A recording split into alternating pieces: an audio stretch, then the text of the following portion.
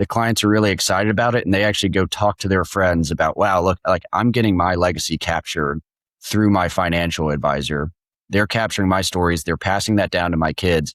What's your advisor doing? And at first she was a little scared. She was like, oh, AI, like another thing that AI is going to do. And I had to explain to her, I say, hey, mom, like humans have been doing this for, for a lifetime. They leave things behind for the next generation, whether it's family heirlooms, jewelry, pictures, whatever, like journals, whatever. Like people have always been leaving things behind for the next generation. This is just a really cool way to do it now. Welcome, everybody, to Inside the Flows, episode 20. I'm your host, Iyassu, and I have a very special guest with me today, Ty Allen. How you doing, Ty? I am doing great. Hey, so it's kind of a cloudy Friday today out here in the San Francisco Bay Area. I don't know how you feel about that, Ty. Are you in San Francisco or are you back in the Midwest? I'm in San Francisco, but it's the end of August, right? So everyone says that August is kind of the worst month in San Francisco. So I feel like we got to get like a week more of this fog just to make sure it's been as bad as people say it has to be. Yeah, it's funny. There's a very popular concert or festival that happens in San Francisco every year. It's called Outside Lands, and you have to. It's not like your normal festival where you wear shorts and kind of fun stuff like Coachella, but you wear layers. And the reason why you wear layers is because San Francisco has a famous fog that rolls in called Carl the Fog. And I feel like you're feeling that right now. I feel like Carl hasn't left you. Carl's just sitting here. He's just sitting over the city. He decides not to leave.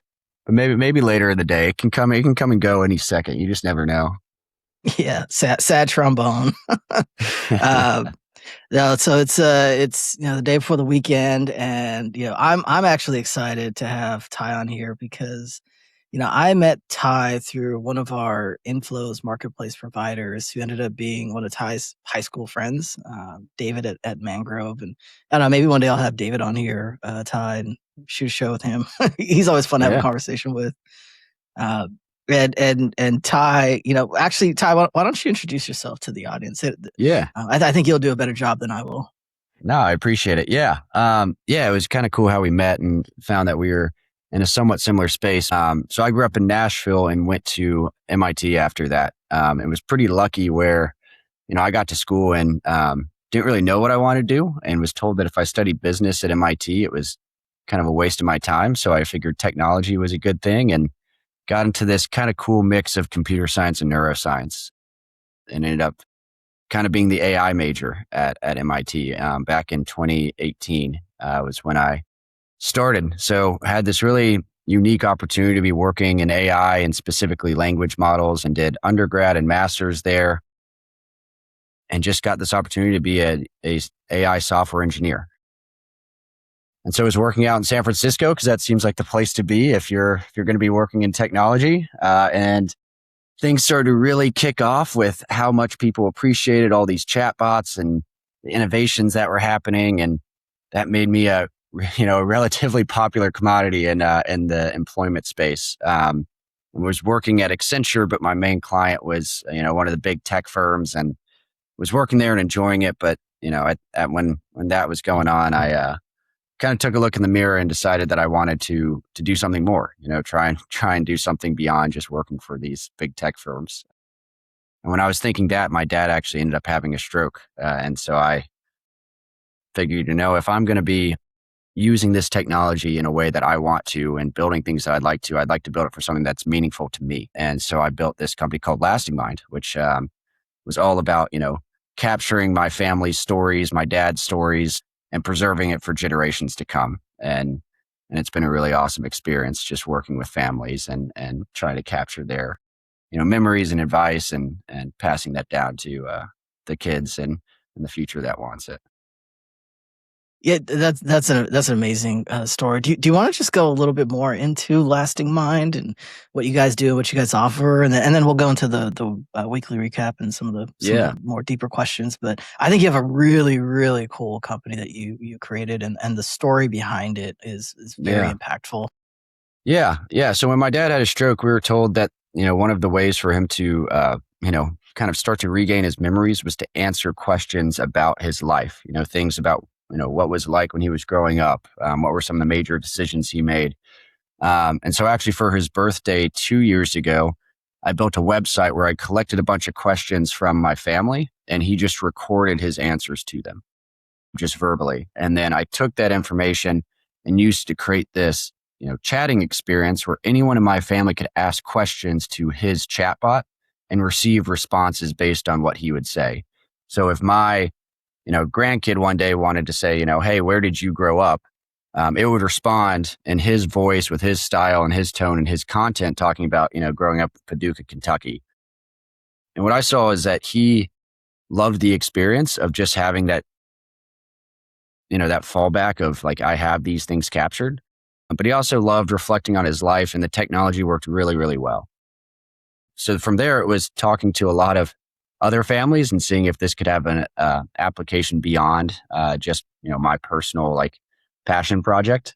And it seemed like there are a lot of other families who would love something like this. So turn it into a business where it's an application where somebody can sit down and capture their life stories, capture their memories, capture their advice, and it's all designed to be something that gets stored and organized and shared with the next generation, so that the future can ask about you, about your values, why you did the things you've done. And then sort of how we met was a lot of what we've seen is, we were trying to find how can we get this to the right people? Like how can we make sure that the people who want to be capturing their legacies are able to do so? And we've started working with a lot of RIAs, family offices, people in the financial world, because you could think there's a natural overlap, which we can get into more about, someone storing, their financial assets and setting up these trusts and estates and these complex, financial just solutions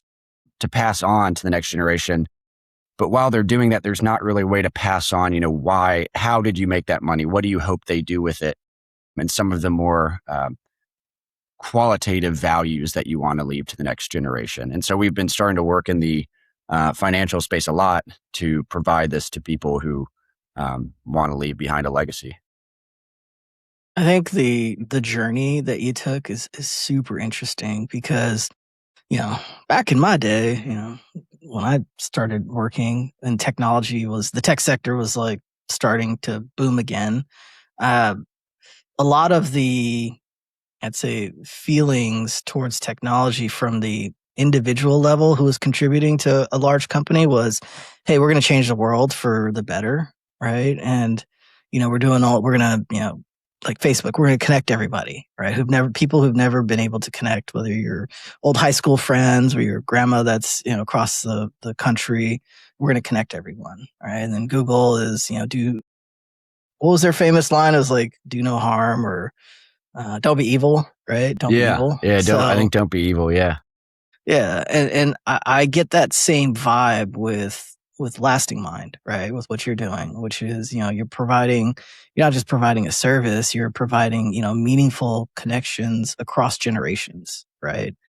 And a lot of people. I was talking to my mom about your firm, what you guys do, and at first she was a little scared. She was like, "Oh, AI, like another thing that AI is going to do," and I had to explain to her. I say, "Hey, mom, like humans have been doing this for generate for a lifetime. They leave things behind for the next generation, whether it's family heirlooms, jewelry, pictures, whatever, like journals, whatever. Like people have always been leaving things behind for the next generation. This is just a really cool way to do it now, and it's interactive. So yeah, I think that vibe of doing good and then meaningful connections with people, and your story about how this originated. I think it's such a cool like story overall. I definitely am wishing you a lot of success here, Ty, because I think a lot of people would enjoy your product. Yeah. No, I appreciate that. I think it's been cool to see. I mean, what you're talking about, the family heirlooms, like when my dad had a stroke, we looked into the books, we looked into recording videos, and we talked to other families that had done that. And it was, well, that's great to capture those things. But, if somebody had recorded a video of their grandparent while they were still alive, and I asked them, well, where is that? And a lot of times, like, well, I think it's maybe in a DVD, like up in an attic somewhere down in Florida. Like, I don't even know how to get to that. And I think it's like, well, why wouldn't you save this in a place where everybody can access it? And then even then, if you want to learn about your grandparent, you have to sit down and devote the time to watching, an hour long interview with them. It's like, well, you can just use AI to make this a little bit more streamlined and accessible. So I think that's what we talk about a lot with people who are a little bit hesitant at first, because there's a lot of, obviously, people have a lot of opinions on AI and the future, and both good and bad, but especially a lot of hesitation towards technology. I think that's something that we've been able to work with families on, is that this is really kind of saying, like, one of the good use cases, right? Like, this is something that's connecting families and bringing them together in a way that's different than things that currently exist. And it's been cool to see families, especially if they start with maybe a negative opinion on AI, and start to use our platform and see how it connects everyone together, and their perspective often changes about what we're doing. And it's been really cool to see. Yeah, yeah, I love it. Great idea. It's one of those things where you have to go through some kind of tragedy, or some kind of like scary moment in order for the idea to surface. I'm glad it did, because I think it's a really cool product that you're doing, and hopefully your dad's doing well now. And I'm glad to have you on the show. Yeah, no, I really appreciate it. So we're gonna switch over to the weekly recap, and well, I'm gonna be pretty brief with this one. This past week is all about. It's been all about the bond markets, and a lot of folks don't really realize is that the bond market is way bigger than the equities market, or like the stock market. And when the bond market starts to do funky things, everyone freaks out. So, one of the cool things that happened last week was the second quarter of this year, convertible bonds issuers sold about $90 billion, and a good chunk of that was convertible bonds that were tied to some kind of AI technology. So, a lot of firms are issuing these bonds with the convert that could turn the bond into an equity position in that tech company, and that's been very, very popular in Q2.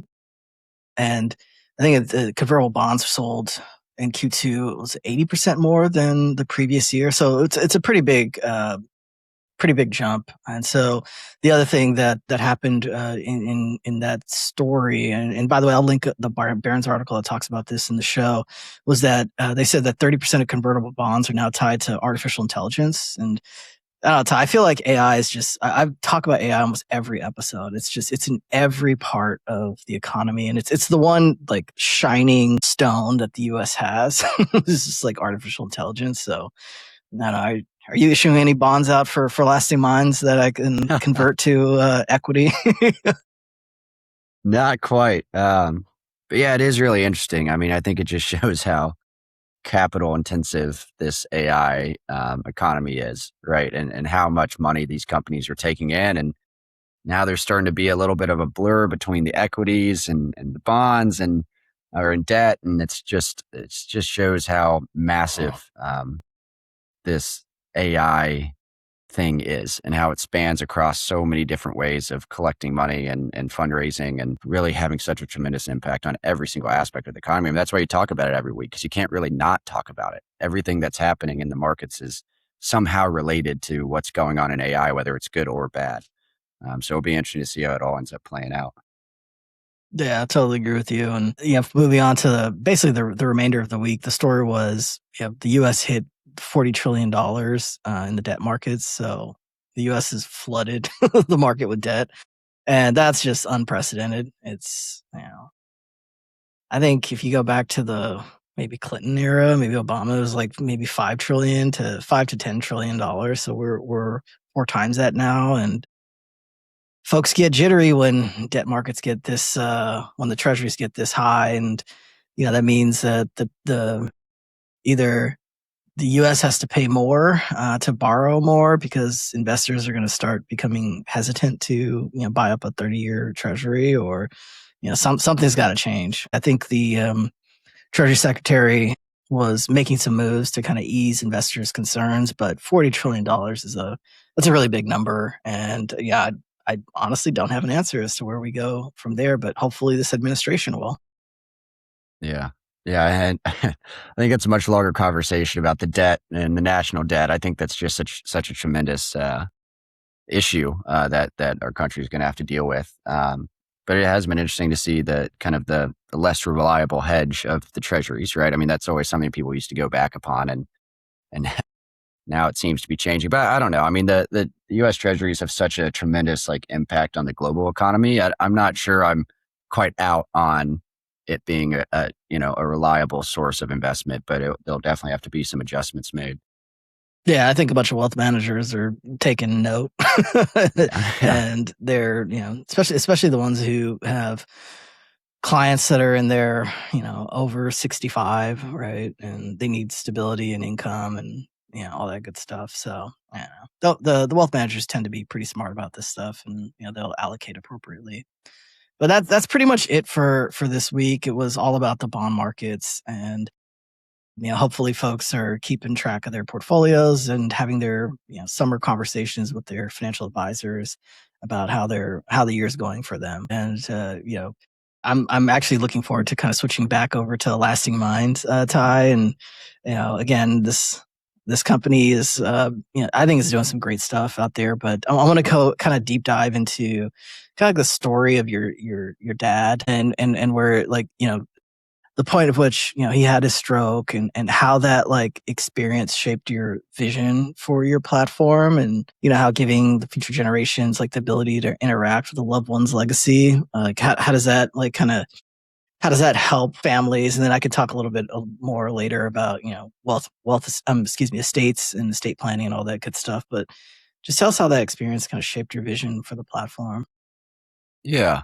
I think yeah, my dad's stroke was the entire incentive for the platform, and I really think that I mean, it kind of ties back to what we were saying. I mean, there's a whole lot going on in the market. There's a whole lot of, unknown of, how do you best set up your portfolio? How do you best move your money to the next generation? But at the end of the day, there's also a lot of resources to help with that, right? I mean, financial advisors have tremendously, advanced algorithms to, handle some of the stuff we're talking about with the treasuries and the bond market. But and that's something that my dad has gone over with my family a lot, in terms of like his financial legacy and what he hopes to leave to us one day. But we really hadn't talked that much about why did he make like how what decisions did he make to make that money? What would he want us to continue to do with the money he's going to pass on? Um, what values does he sort of stand for that he wants us to stand for? And that's what I realized is that if he when he had a stroke, that stuff could be gone in an instant. That's stuff that you can't really get back, and there aren't instruments set up to capture those things and then pass it down to the next generation. Once he's gone, it's gone. And that was the whole point of the app, was trying to find some sort of better way to pass on some of these values and these stories that have led him to be who he is and kind of helped me shape our family. And from there, it's just trying to figure out the best way to do it. I mean, it's again, we looked at the storybooks, we looked at all these things, but with AI, I mean, why not leverage that to capture some of these things and make it an enjoyable experience for him to tell stories, and then make an accessible way for us to ask questions when we want it? I mean, what's really cool is that my brother got married a couple months ago, and he was asking my dad's Lasting Mind advice that he would have for his wedding day.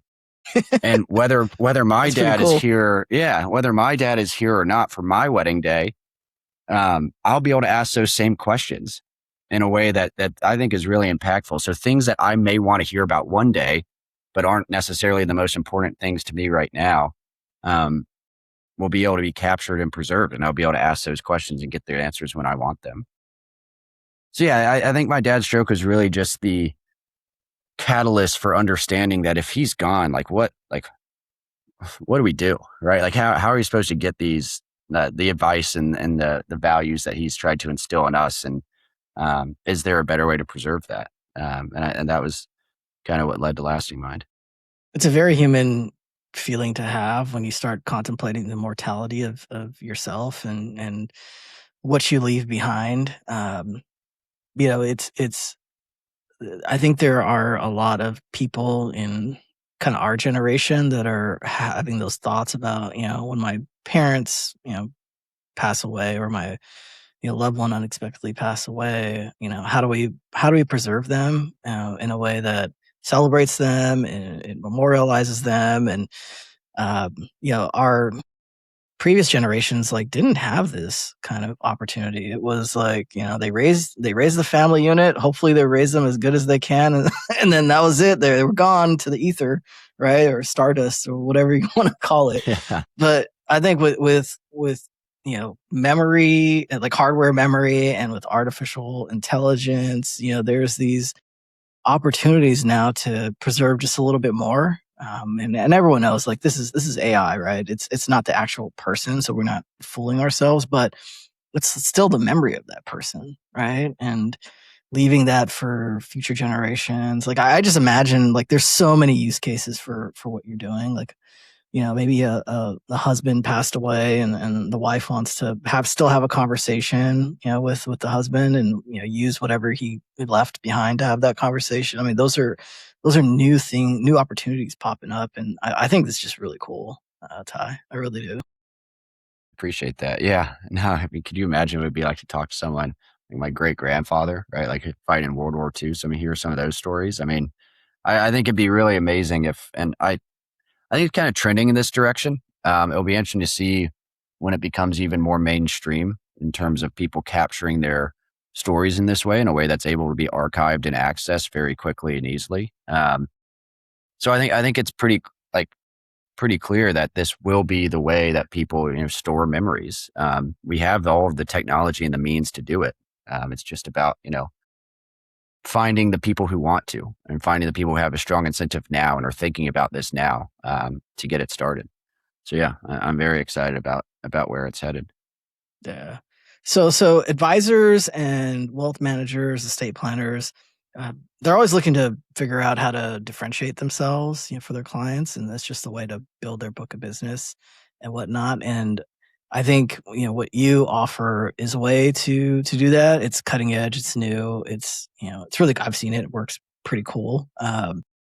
So like, how does it work as an advisor? They come to you, or an RA. They come to you and they're like, Yeah. "Hey, I like your product." Like walk us through that experience.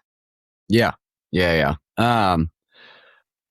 So it works a couple of different ways. I would say honestly, with most of our like RIA partners or family office partners, it's trying to make it as easy as humanly possible to capture someone's story, right? I mean, that's the big thing, is that especially high net worth clients don't have that much time, don't want to spend that much time telling stories. So how can you create the fastest and quickest way to get something that's really meaningful to them?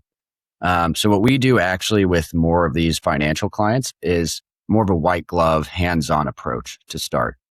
So if a financial institution or IA comes to us and says, "Hey, I have this client that I want to use LastingMind for," we'll actually say, when can we sit down with them? When is your normal cadence of meeting with them? And can we take 30 minutes to an hour to get their first life story interview done? Because what we can do is, if we take 30 minutes to an hour and interview someone and just talk to them about their life, we can then plug it into our software, and they immediately see this really, really cool output where you get your family organized, your life organized, but you can also start chatting with that, AI, and see the responses. And so that's typically what we do, is do a more hands-on approach to start. And then how it works is, with this white glove treatment, we always say that when you're done working with us, you'll get something really cool out of it. So if someone wants to meet for a little bit more and capture even more of their life, sometimes that comes through us, where if the advisor doesn't necessarily want to be doing life story interviews because they don't have as much time either, we'll actually just do that for you. But some advisors actually do like having those conversations because it builds a little bit more of a trusting relationship, and you start to learn stuff about your client that I think people find interesting, and just helps build, a stronger relationship overall. So for those life story interviews, it could either be the advisor doing it or us doing it, and we've worked with both and figure both out. But then we also sit down with the family whenever we get a chance and onboard them to the platform, make sure they all know how to use it. And what the whole app is designed for is we do the white glove because we want to make it as easy as possible for someone to see why they're doing it, get really good, something that they really appreciate out of it. But what happens is once someone started capturing their life story in this, interview type fashion, most people actually just want to continue doing that and continue putting in more stories and more information. So while when they're done with like this white glove approach, they get something really great. Most people actually come back into the app and continue to like add a story when they have 5 minutes and talk about one of their family members they haven't mentioned as much, or talk about, what their high school life was like and what they used to do, or, what was it like when they were starting their first businesses and what advice would they have for the future. So you start to see after this white glove, someone just naturally falls into wanting to talk about this stuff more. Um, that's kind of a long way of saying that if an RIA wants to work with us or any sort of financial institution, we sit down and say, okay, we would suggest the white glove approach. Is there a cadence you meet with your clients? Can we hop in the first call and just work with them on this? And then from there, or should we do the additional interviews or should you do the additional interviews? And depending on that, we sort of like figure out what the best structure is from there. It's a really interesting point that you made about getting to know your clients better because of those, stories and whatnot. And I think one of the areas that advisors and wealth managers and well, maybe not family offices, but I think the area that advisors are struggling with is this generational shift from dad to kid. And then, the kids are like, yeah, we don't want to use our dad or mom's financial advisor. So that next generation is where they struggle on capturing. But if you have a service that gets the kids into the room and then having them talk with their dad about their or mom about their life stories, I mean that's a way that brings a lot of stickiness to your financial advisory book of business that you probably didn't have an opportunity to explore in the past. So it's almost like you're giving these advisors and wealth managers more business. Almost. I'm not saying it's direct causation, but there is some correlation there. Yeah. Yeah. There's kind of three things that we've noted that we've talked to people about what is the incentive for, financial advisor to be using this product. I think the first is just like building a more meaningful relationship. That's not as strong of an incentive as getting more, getting more clients. But what you said, I mean, the first one is stickiness, right? You're creating a service that brings a family together. We usually white label that service so that it's coming directly from the institution as well. So there's like this natural, if I want to continue using this service, I should stay with the same firm. And that does create a generational stickiness that people have found really impactful and beneficial.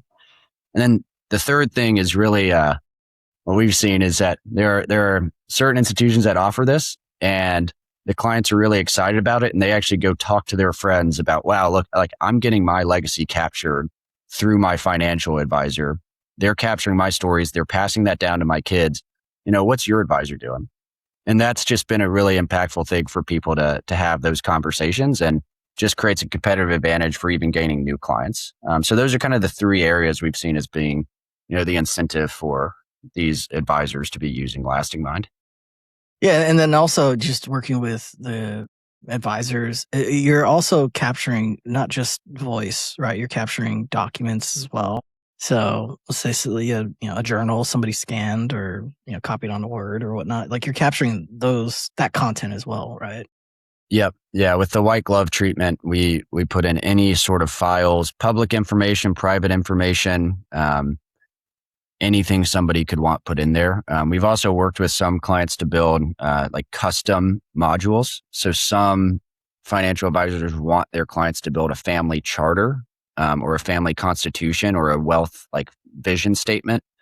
So we can plug that in there too. So there's a lot of stuff that we can put in, and kind of it's kind of what we say with the white glove, like whatever you want, we can take care of. And we can guarantee that like your client's going to be really excited about what you're getting out of it. Because people do have different needs. People have different things they would like to pass down to their kids. Yeah, that's amazing. I can imagine a scenario where, you're this kid with your parents and you're like, my parents are so uncool. They don't let me do anything. And then you grow up and your parents are gone and then you have kids or that they have kids, and then they're just like, holy cow, like, I need to talk to my dad and mom right now and just tell them, like, you were so right about how you were handling me. Yeah. I can just imagine Yeah. that scenario happening.